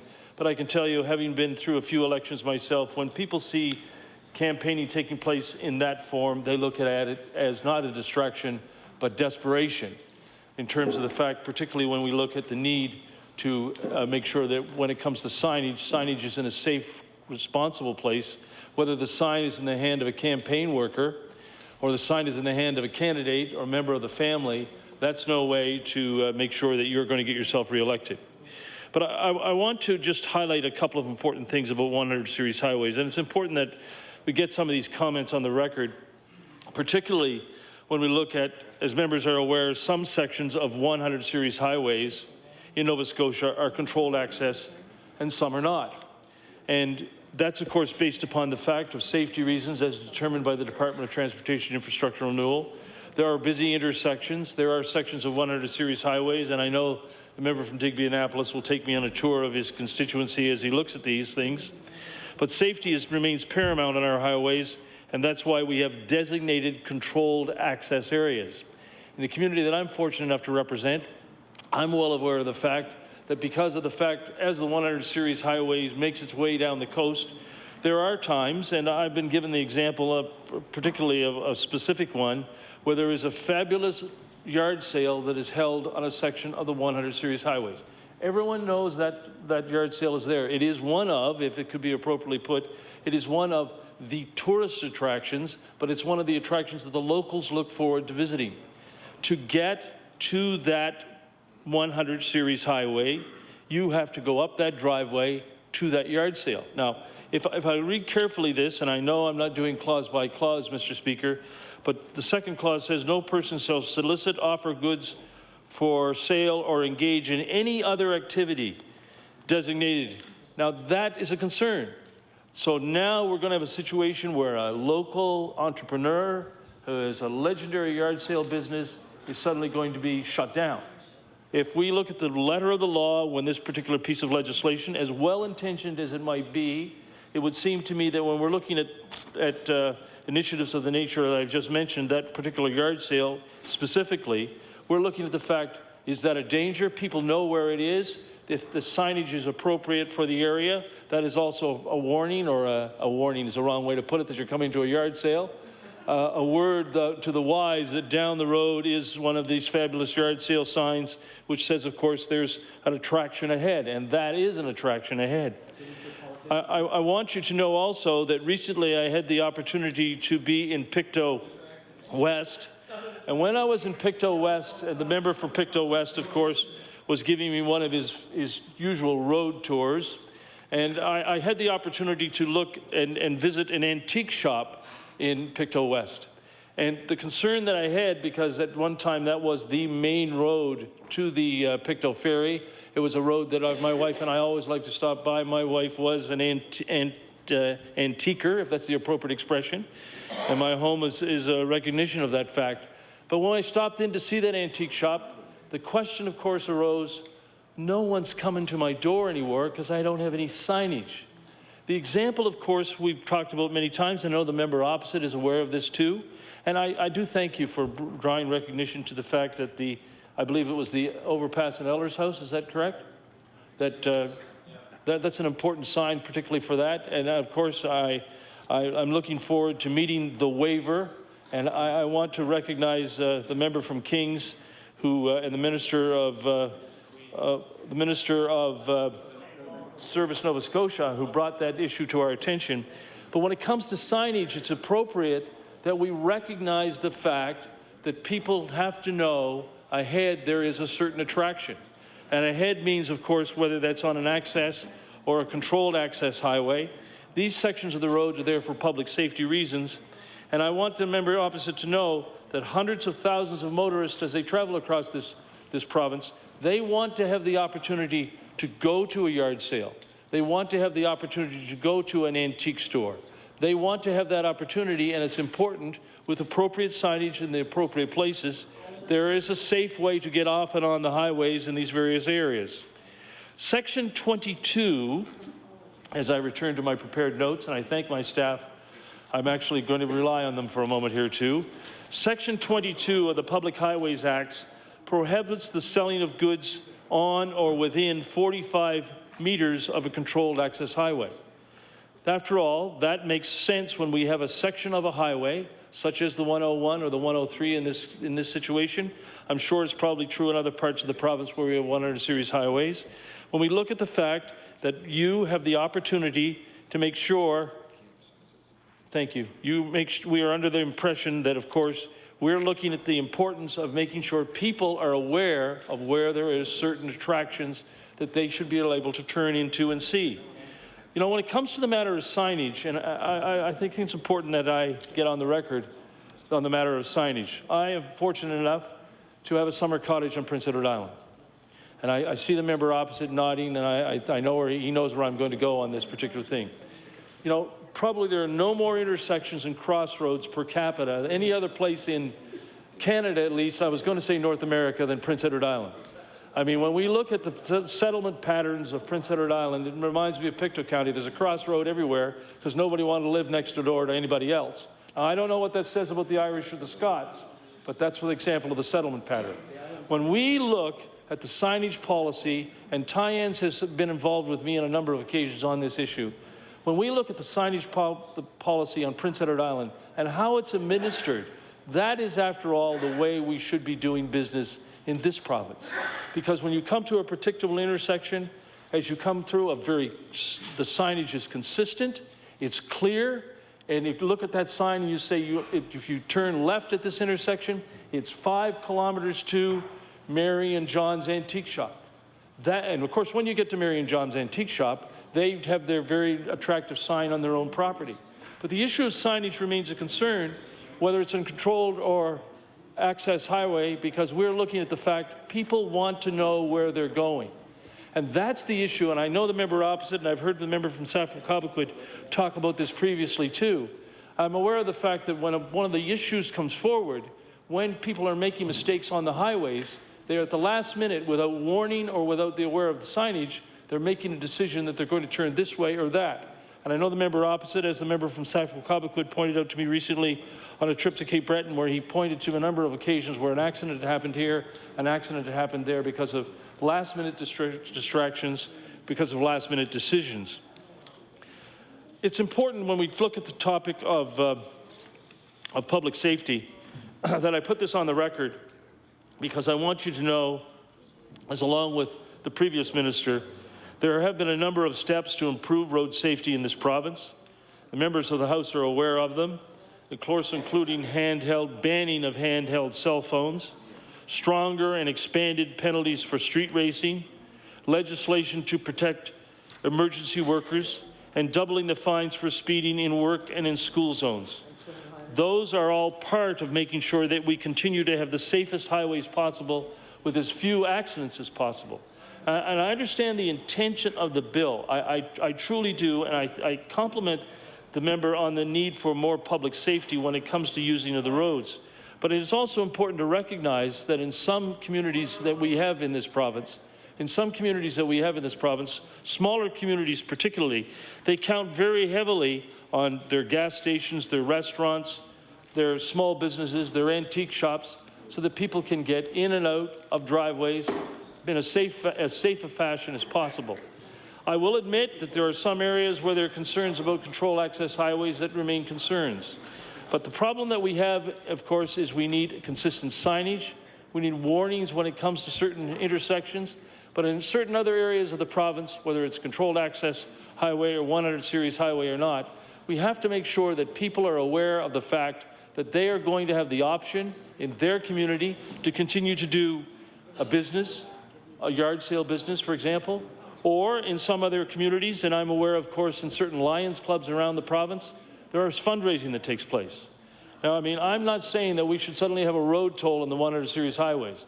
Let's put it clearly on the record. I'm not in favor of toll roads, whether it's for the Lions Club or the Kiwanis Club or the boot for the fire department. But the issue comes down to the fact of public safety. Public safety is important to this province. It's important to this minister. This piece of legislation, although well-intentioned, I want you to know, Mr. Speaker, well-intentioned is not something that, as a minister at this time, I'm willing to support. Thank you, Mr. Speaker. Thank you. The honourable member for Digby Annapolis. Thank you, Mr. Speaker, and I'm pleased to rise today and speak on Bill 34, introduced by the member of Hants West. And this bill prohibits any form of solicitation, including the selling of goods on 100 series highways. And it appears that this bill has been introduced as a safety measure for these 100 series highways.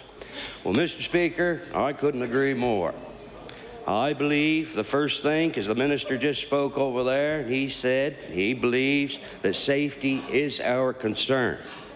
So I'm about to tell you some stories about a piece of road that's being called the 100 series highways in this province in western Nova Scotia. Now this piece of highway between Digby and Weymouth, it's on our maps right now, and it states it's the 101 series highway. Well, about 15 years ago, Mr. Speaker, it is a nice piece of road. 15 years ago, they put 1 foot of asphalt on that road, and they made it a foot wider on each side. That brought it about 3 feet closer, 3 feet from the houses closer, 1.5 feet on each side. This pavement on this road was squashed down from 12 inches to 9 inches. 15 years ago, and that road has not been touched since. It's one of the nicest little roads you ever want to be on. And if the highway traffic was taken off that road, it would last forever, I believe. That's how well built that road is. But I'm going to tell you about this road. From Weymouth down to Yarmouth, there's a controlled access highway. Nice highway. Cap it up. It's been rebuilt 3 times since that one in between was built. From Digby to Halifax, there's another controlled access highway. In between, some 26 kilometers, the department keeps telling me, has for the last 7 or 8 years, well, there's not quite enough traffic there on that piece of road. Well, where's this traffic coming from? From Weymouth off the access road and from Digby off the access road. They disappear, and when they get to Weymouth and Digby, poof, they're gone. The vehicles are gone into thin air. But where are they? It's the same traffic, the same exact traffic. And more so because you've got trailer trucks coming up that so short. There's 1,000 trailer trucks traveling over this road next to these houses. And I want to tell you about election time, being on that road. You said, Mr. Minister, go door to door. I went down on that road door to door, Mr. Minister. And I want to tell you, when I got home that night, I was having panic attacks, getting in and out of them driveways on that road. It was amazing. You know, you couldn't, you had 101 traffic and not traveling at 90 clicks, the speed, they don't slow up. When they come off that lower highway of 101 or the upper highway of the 101, they're still going their 100 kilometers an hour plus. There's never anyone. I've done it 1,000,000 times. I do it too. Everybody does it. If you slow up, you get run over. And I want to tell you, there's 160 driveways, homes on this little stretch of road that I went and knocked on doors on. 160. I got out of there quick, Mr. Minister, just as fast as I could. There was some fast rapping on them doors and get out of there. And I usually done it quite late at night when the traffic was a little less. Now, I'm telling you, but I heard a story in every door I went in through, a good story, a lot of stories. There's 2 fire departments on this road. There's 1 provincial park and there's 4 churches to get to that point. I want to tell you about a church there in Plimpton, above Plimpton, Barton. There's a church, when you come out of it, years ago, when this traffic kept increasing, you went out of the front of that church. They would hold funerals in there. And when 6 people carried that casket out of that church, they had to stop the traffic to get out on that road. So what they ended up doing was putting the road, or the door of the church, in the side of it. Because if they kept doing that, there'd been 6 more funerals. Because, I mean, I'm telling you the truth. I mean, here's a church, not from here to you, Mr. Minister, off that highway. And afraid to bring a casket out through to take to the graveyard. Now, that's how close that is. You've got You've got 25 small businesses on that road. Talk about no solicitation on the 101 series highway. There's 25 businesses there. You got the elderly people, some of the people down there 80, 90 years old trying to stay in their homes, and their mailboxes are across the road. And they don't dare to go across that road. They can't get across there fast enough to get their mail. And Canada Post won't put it on the side of their house. They keep it on one side. You know how they work. So here they are, the elderly people can't cross the road to get their, what we did do though, to get their mail. But what we did do, I worked with the municipality down there, and we got them so the garbage truck would pick their garbage up on both sides of the road. They was just picking it up on one side. They couldn't get their garbage across the road to get run, they'd get run over. This is what's going on this stretch of highway. But there's no traffic there. The department says there's no traffic. It stops in Digby and it stops in Weymouth. And kapoof, in the middle, it's gone. What isn't gone, Mr. Minister? It's there and it's collecting more. There's 6,000 vehicles there a day. And most of the people living on that highway are elderly people. There's 1,000 trailer trucks go up through there every day, just the same as they do from Digby to up and from Weymouth down to Yarmouth. It's the same amount of traffic. But yet they won't look at this. I mean, there's 4 school buses. There's 4 school buses on that road, and they're delivering approximately 119 stops. These 4 school buses on this road. The red light's flashing, and it's one of the worst places for incidents of vehicles flying by, or the red lights are going, because they're coming so fast when they come over them hills. They're doing their 100 clicks. There's the school bus, and they just zip past them a lot of the time. So it's talk about safety. If we're talking about safety here, I want to talk about safety on this so-called 100 series highway. And this has been going on, Mr. Minister, for 35 years. There's people that had hope 15 years ago when they started doing a little paving there to fix the old road up. They had some hope. Well, they're going to fix the old road. Maybe they're going to put the new 100 series highway in. It's all drawn out where it should go. They bought properties down through there all there is a little land left to buy. And that's why I asked you, Mr. Minister, if you could, I'd start cutting the alders, make the path. If you wanted me to, I'd glad to, and all the people down through there would help me. We'd all do it. We'd do it for nothing. We'll make the path. All we need is a grader, come behind us, flatten it out. I mean, this is, I'm serious. I mean, I have to joke a little. If I don't, I'll cry.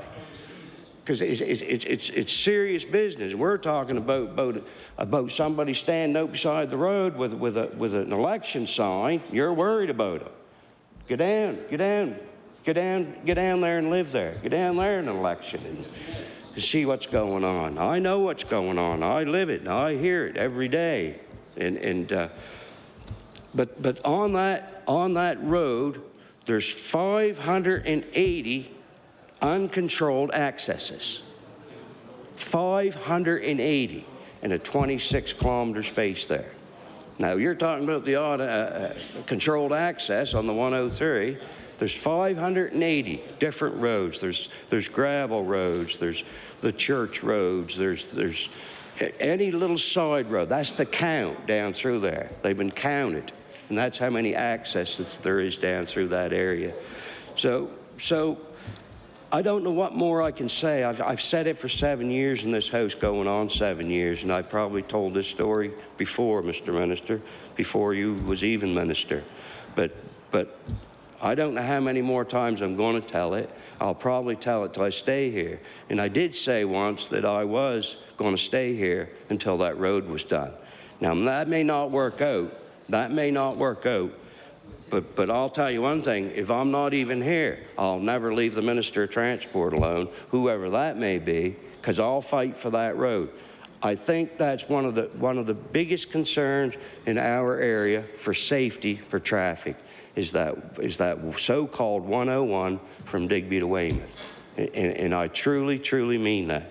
So yes, I am, Mr. Speaker, I am in support I'm in support of this resolution, and we can start with that, with finishing this highway from Digby to Weymouth. And that would be a dream come true, not for me. It would be a dream to come through from all them residents that's put up with that for 35 years. Thank you. The honourable member for Argyle. Thank you very much, Mr. Speaker, and it's my pleasure to stand and speak for a few moments to this bill that, of course, was introduced by the member for Hants West, and one that I believe the very intent, of course, is public safety as they travel along the 100 series highways of Nova Scotia. I would be remiss, of course, if I didn't speak a few moments to some of the comments made by the member for Digby Annapolis, and to add my support for him, and of course the continuation of the highway between Digby and Weymouth. Mr. Speaker, it is amazing what 500 and some odd access points, uncontrolled access points along that piece of highway. People zing in and zing out all the time, which is sort of an indication, an example of what tends to happen if people are soliciting or selling goods along our 100 series highways, where of course homes aren't available. Mr. Speaker, you know, we don't have, of course, completed highways accessing southwest Nova Scotia. You know, not only do we have that stretch between Digby and Weymouth, we also have the issue along the South Shore as well. Mr. Speaker, I can tell you, I've heard some of the same and experienced some of the same very examples that the member from Digby Annapolis brings up, as I had friends that lived along the River Road in Shelburne County. I know the member for MLA would know it. Just prior to getting the bypass complete in Barrington, people would cut through the River Road in order to save a couple of moments as they flowed through down Barrington and back up through it until you hit the highway again. And I can tell you, my friends, my cousin in this instance, was always worried about the children, you know, traveling up and down. So I can only imagine what it's like to live on an uncontrolled section of our controlled highway system. Mr. Speaker, there are very strict, and here's where, you know, the correlation I think should be made, is there are very strict guidelines on the signage along the 100 series highways in this province. We're all very aware of what they look like. We're all very aware of their sizes, their placements as you come to intersections, and they're made that way for a very specific reason. It's so that the motorist who is traveling along at speed can, of course, read them without distracting them too much.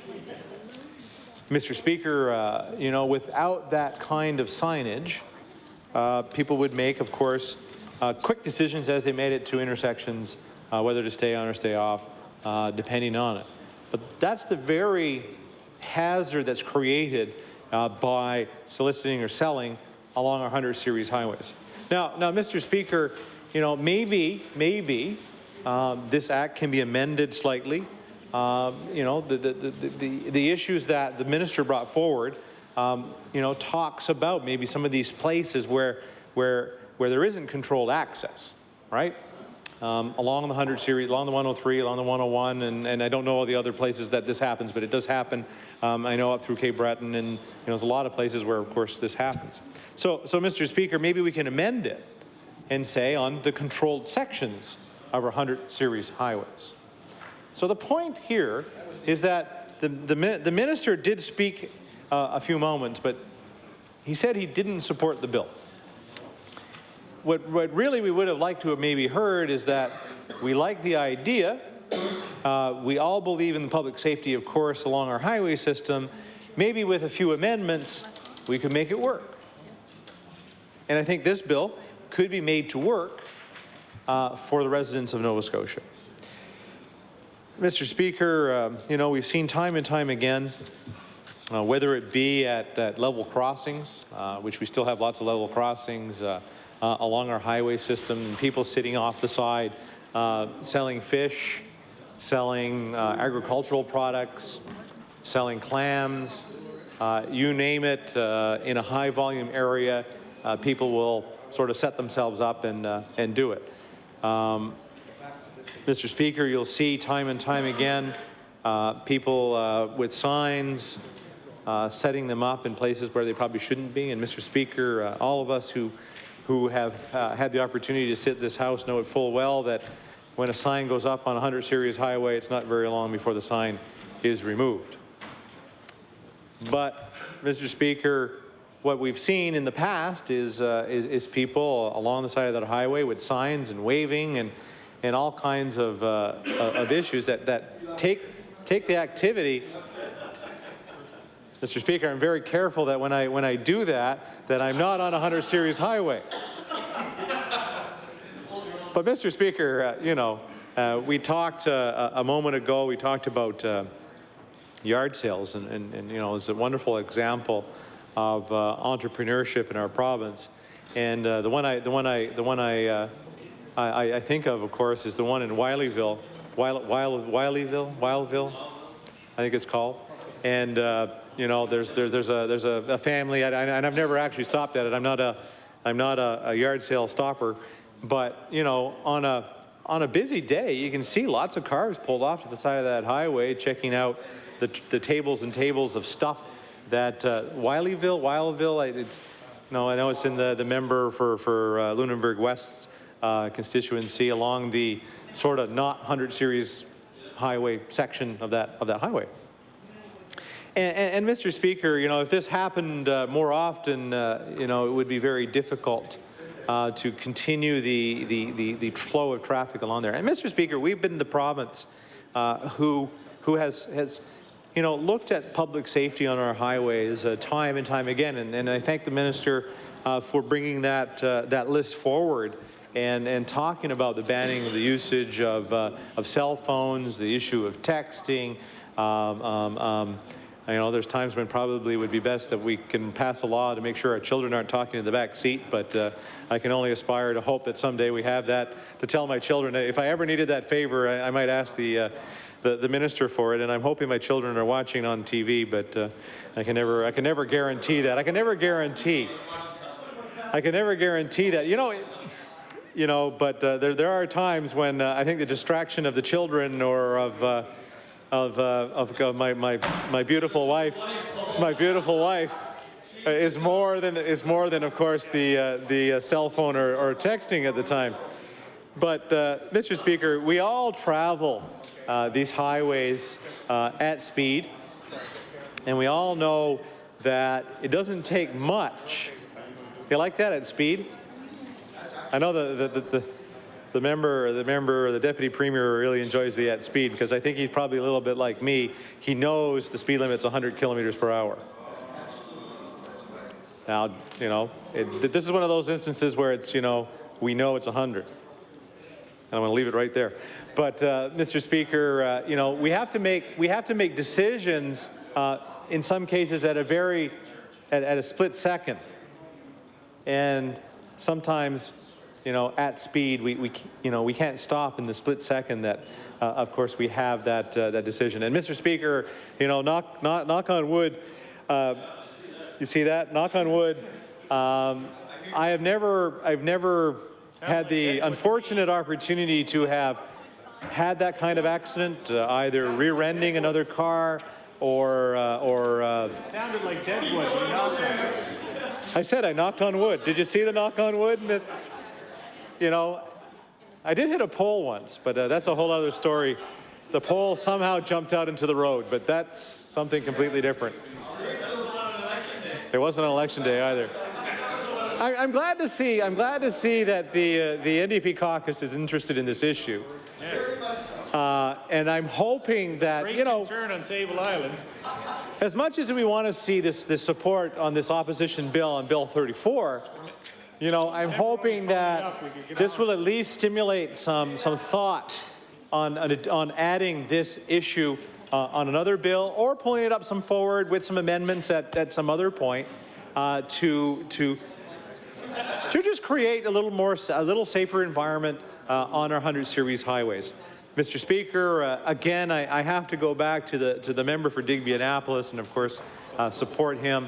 You know, and I know that I haven't got the peanut gallery comments on, well, you were government for 10 years, why didn't you do the bypass?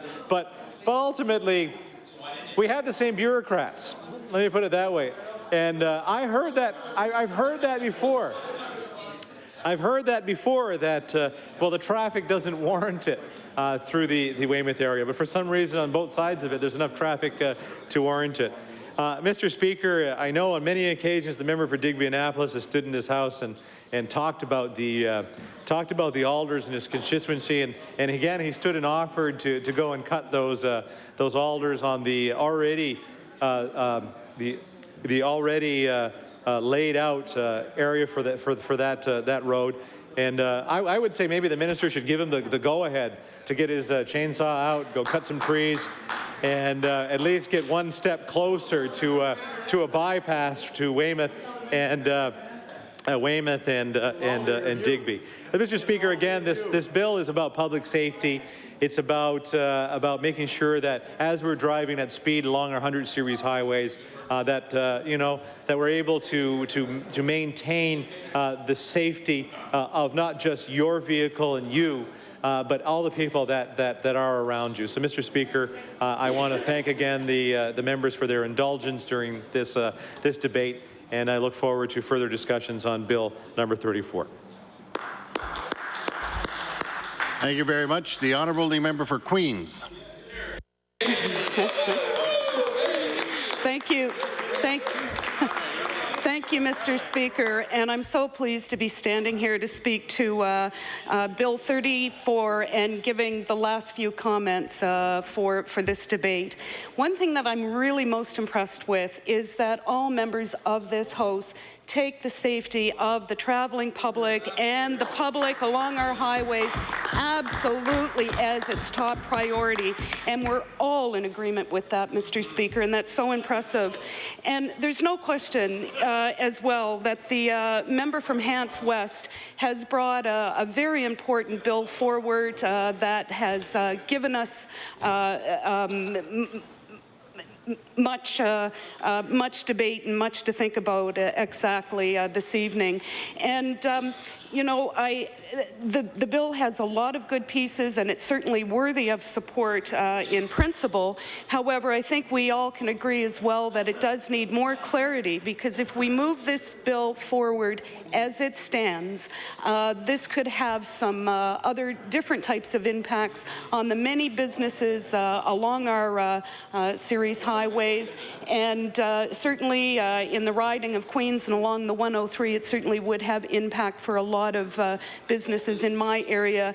And so we need to be careful when we're bringing pieces of bills forward like this, that we do have clarity, that we do think out the process, that we do look at all of the stakeholders involved, so that we're not negatively impacting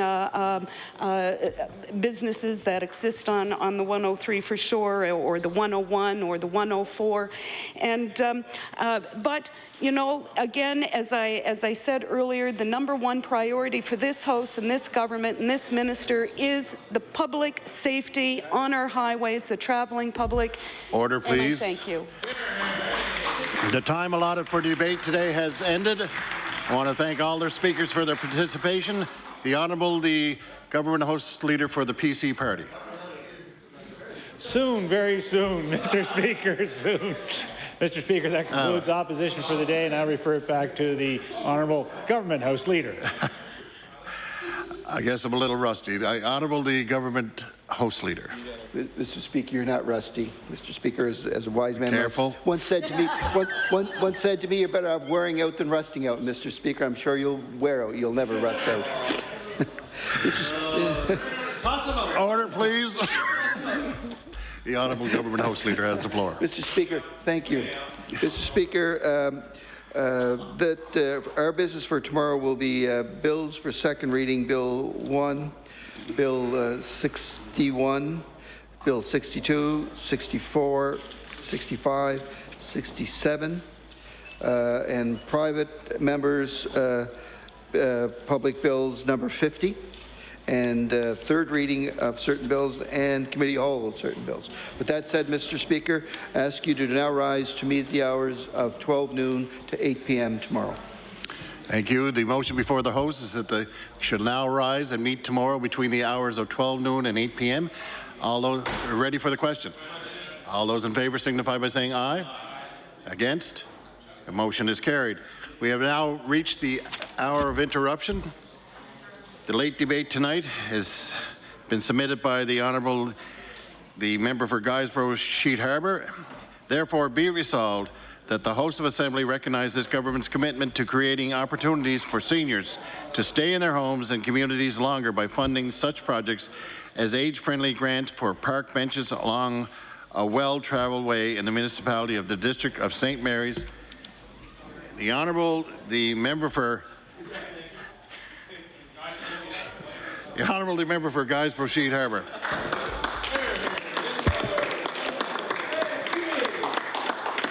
Thank you, Mr. Speaker. I'm very pleased to rise today to speak to this resolution. Our government is committed to giving seniors options to stay in their homes and to stay in the communities longer.